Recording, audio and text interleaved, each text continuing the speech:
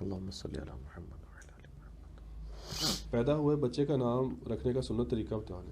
7ویں دن جو ہے نا وہ عقیقہ بھی ہوگا، اس کے بال بھی منڈوائے جائیں گے۔ ترمذی ابن ماجہ میں حدیث موجود ہے، بخاری میں بھی کچھ حصہ ہے۔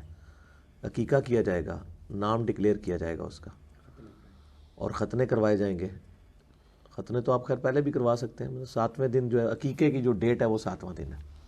اور اس نام کی وجہ سے بچے پر کی صحت پہ کوئی اثرات پڑتے ہوں؟ صحت پہ تو نہیں اثرات پڑتے، لیکن نام جو ہے نا اس کا مطلب غلط نہیں ہونا چاہیے۔ آپ پہ اثرات پڑ جائیں گے کہ اگر آپ نے کوئی شرکیہ نام رکھا تو آپ اللہ کے ضرور گنہگار ہوں گے۔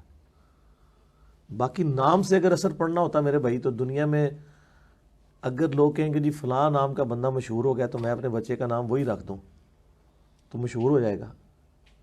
اب چانس تو ہو سکتا ہے، بائی چانس ہو جائے، یعنی محمد علی نام کے کئی ڈومیننٹ پرسنالٹیز دنیا میں گزری ہیں۔ محمد علی باکسر بھی تھا، ایک فلم ایکٹر بھی تھا، اور محمد علی جناح بھی تھا، تو اس طرح کے کئی نام تو یہ، لیکن ضروری نہیں کہ جن کے بھی نام محمد علی ہوں گے تو وہ بہت اوپر چلے جائیں گے، یہ ضروری نہیں ہے۔ اس کی وجہ سے کچھ نام اگر بدل لینا چاہیے اگر اثرات، مطلب نام ٹھیک نہ ہو یا نام اگر ٹھیک ہے تو وہ تو نہیں بدلنا چاہیے، اس سے کوئی اثرات پہ فرق نہیں پڑے گا، یہ کوئی اس طرح کی چیز اور نہیں، اگر ٹھیک نہیں ہو تو پھر بدل لینا وہ تو بدلنا چاہیے۔